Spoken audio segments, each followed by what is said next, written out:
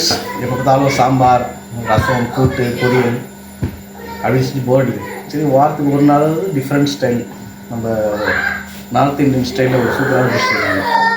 இது வந்து எப்படி சொல்கிறது, கீரை நம்ம ரெகுலராக வீட்டில் வாங்குற கீரையை வச்சு கொஞ்சம் மசாலாலாம் போட்டு மாடிஃபை பண்ணி சூப்பரான ஒரு ஆலு பாலக் பட்டர், கொஞ்சம் வெண்ணெய் ஆட் பண்ணி ஒரு சூப்பராக ரிச்சாக ஒரு ஆலு பாலக் செய்யலாம். அப்படியே புலாவ், பாஸ்மதி ரைஸில் ஒரு பிளைன் புலாவ், சரிங்களா? வந்து அந்த பாலக்கு சூப்பராக இருக்கும் காம்பினேஷன். ஓகே சரி. ஓகே ஃப்ரெண்ட்ஸ், ஃபஸ்ட்டு கீரை நல்லா வாஷ் பண்ணிட்டு குக்கரில் போட்டுக்கோங்க. எந்த கீரை வேணால் நீங்கள் எடுத்துக்கலாம், சரிங்களா? இது வந்து ஒரு 3 விசில் தண்ணி விட்டு வேக வச்சு எடுத்துக்கோங்க. நம்ம சைட் பை சைட் புலாவும் செய்ய போகிறோம், சரிங்களா? இது சிம்பிள் புலாவு, ரொம்பலாம் நம்ம காய்கறிலாம் போட்டு செய்ய போகிறதில்ல. ஒரு பிளைனாக ஒரு ரைஸ், சரிங்களா? அதுக்கு 1/2 kg ரைஸ் பண்ணுறேன். அதுக்கு ஒரு 100 ml ஆயில் போட்டுட்டு பட்டை, கிராம்பு, ஏலக்காய் போட்டுக்கோங்க. தம்பிக்கு எல்லாத்துக்குமே சிரிப்பு தான். ஆனால் தம்பி உங்கள்கிட்ட எனக்கு ரொம்ப பிடிச்சது அதுதான். ஓகே, எண்ணெயில் இந்த மசாலாலாம் பொரிஞ்சிடுச்சு. இப்போ பாருங்கள், ஆனியன் வச்சுருக்கேன்னா இது அப்படியே போடுங்க. இது வந்து ஒரே ஒரு மீடியம் சைஸ் ஆனியன்.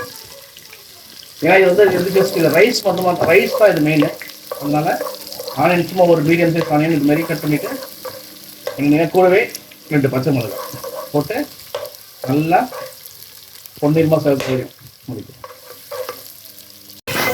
இந்த மாதிரி ஃப்ரெண்ட்ஸ், சைட் பை சைடு அந்த கீரை இதில் ரெடி ஆகிட்டு இருக்கு, வேக வச்சுருக்கேன். இந்த பக்கம் நம்ம புலாவ் செய்கிறோம். இன்றைக்கி புலாவ் வந்து பாஸ்மதி ரைஸில் செய்கிறோம், சரிங்களா? லைட்டாக வெங்காயம் வதங்கினோடனே, அந்த லைட்டாக கோல்டன் ப்ரௌன் வந்தோடனே நம்ம ஒரு 2 டீஸ்பூன் இஞ்சி பூண்டு பேஸ்ட் அது நல்லா எண்ணெயிலே வதக்கிக்கோங்க. பச்சை ஸ்மெல் போகிற வரைக்கும் ஒரு ஒரு ஒரு 1-2 நிமிஷம் வரைக்கும் இஞ்சி பூண்டு பேஸ்ட் போட்டோம், சரிங்களா? நோட் பண்ணுங்கப்பா பின்றாப்பா. ஸோ அடுத்தது பாருங்க, மல்லி, புதினா நல்லா வாஷ் பண்ணி வச்சுருக்கேன். இது வந்து அப்படியே போட்டு நீங்கள் வந்து பச்சை பட்டாணி இருந்தால் இதில் போடலாம். பச்சை பட்டாணி இருந்தால் அந்த புலாவுக்கு நல்லாயிருக்கும். நம்ம இன்றைக்கி நம்ம ஆலு, பாலக்கு, கீரை எல்லாம் சேர்த்து செய்கிறதுனால நான் ப்ளைனாக செஞ்சு சாப்பிடுவோம். லைட்டாக புதினா, மல்லி பண்ணோடனே ஒரு 1.5 டீஸ்பூன் தயிர், நல்லா கெட்டி தயிர், க்ரீமியாக இருக்கணும், ரொம்ப புளிப்பாக வேண்டாம். போட்டு அந்த தயிர் வந்து அப்படியே அந்த எண்ணெயிலே நல்லா மெல்ட் ஆகி ஒரு தொக்கு பதம் வரும், அது வரையும் நல்லா வதக்கிட்டோம். அதுக்கப்புறம் ஒரு 2 நிமிஷம் வதக்கிட்டோம். இப்போ தண்ணி அளந்து ஊற்றிக்கோங்க. நான் வந்து மொத்தம் 2 கப் தண்ணி எடுத்துருக்கேன். அதுக்கு நான் வந்து 2 கப் ரைஸ் எடுத்துருக்கேன். அதுக்கு 3 கப் தண்ணி, சரிங்களா? 1க்கு 1.5. தண்ணி ஊற்றுக்கப்புறம் தேவையான உப்பு போட்டுக்கோங்க. ரைஸுக்கும் சேர்த்து போட்டுக்கோங்க, சரிங்களா? அதுதான் உப்பு போட்டதுக்கப்புறம் ஒரு 2 நிமிஷம் விட்டோம். நல்லா கொதிக்க ஆரம்பிச்சிச்சு. இந்த ஸ்டேஜில் நம்ம ஊற வச்ச 1/2 hour ஊற வச்ச பாஸ்மதி ரைஸ், சரிங்களா? 1/2 கிலோ, அதாவது 2 கப்பு ரைஸ் போட்டு நல்லா ஒரு கொதி வரணும். கொதி வந்தோடனே தண்ணியும் ரைஸும் ஒரே லெவல் வரும். அதுக்கப்புறம் நம்ம மூடிட்டு நம்ம போட்டுக்கலாம்.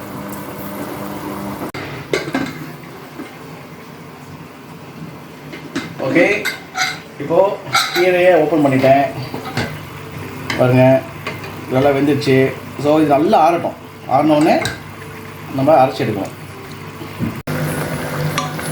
பாருங்கள் ஃப்ரெண்ட்ஸ், தண்ணி லைட்டாக சுண்டி வந்துடுச்சு. இந்த ஸ்டேஜில் அடுப்பு சிம் பண்ணிக்கோங்க. நல்ல ஒரு கிளாத்து, இது நல்ல கிளாத் தானே. ஓகே, நல்லா சிம்மில் வச்சுட்டு இதுமாரி ஒரு கிளாத் எடுத்து மூடிட்டு அது மேலே மூடி போட்டு ஒரு 20 minutes விட்டுருங்க, சரியா? 20 minutes நல்லா தம் ஆகிட்டு ரைஸு சூப்பர் ரெடி ஆகிடும். பாருங்கள் ஃப்ரெண்ட்ஸ், புலாவ் சூப்பர் ரெடி ஆகிடுச்சு பாருங்கள். அரிசி அவ்வளோ நீட்டாக வந்துச்சு பாருங்கள். ஓகே, லைட்டாக ஒரு பெரட்டிட்டு அப்படியே மூடி வச்சுருங்க, சரியா? ஓகே ஃப்ரெண்ட்ஸ், இப்போது ஆலு பாலக் செய்ய ஆரம்பிக்கலாம். அதுக்கு ஒரு பாத்திரத்தில் ஒரு 4 டீஸ்பூன் எண்ணெய். இது கொஞ்சம் எண்ணெய் அதிகமாக ஊற்றணும், அப்போ தான் டிஷ்ஷுக்கு நல்லாயிருக்கும். சரிங்களா? லைட்டாக காஞ்சிச்சு. தாளிக்கிறதுக்கு சோம்பு லைட்டாக பொரிஞ்சோடனே பச்சை மிளகா லைட்டாக வதங்கினோடனே வெங்காயம் ஒரே மீடியம் சைஸ் வெங்காயம் நல்லா பொடியாக கட் பண்ணிக்கோங்க. ஓகே, வெங்காயம் லைட்டாக வதங்கிடுச்சு எண்ணெயில். இந்த ஸ்டேஜில் ஒரு 2 டீஸ்பூன் இஞ்சி பூண்டு பேஸ்ட். சரிங்களா? நல்லா அதுவும் பச்சை ஸ்மெல் போகிற வரைக்கும் எண்ணெயிலே வதக்கிக்கோங்க. நல்லா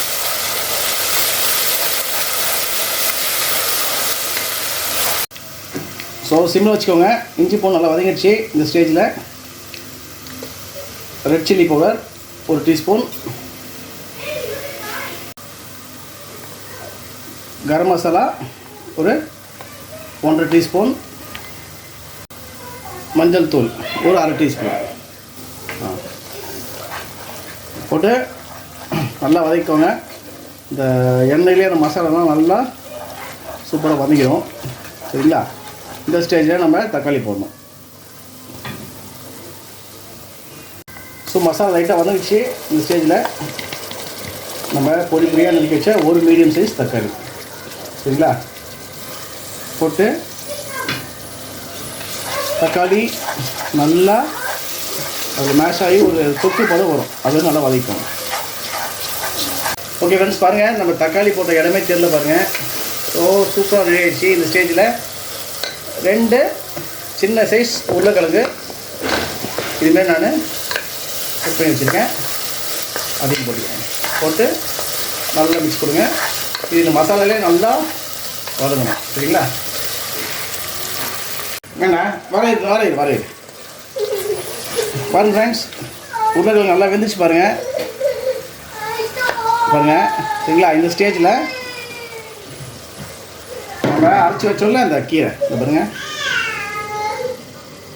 அது அப்படியே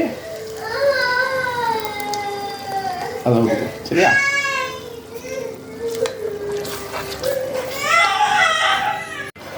பாருங்கள் ஃப்ரெண்ட்ஸ், கீரையை போட்டு நல்லா ஒரு மிக்ஸ் கொடுத்துக்கோங்க.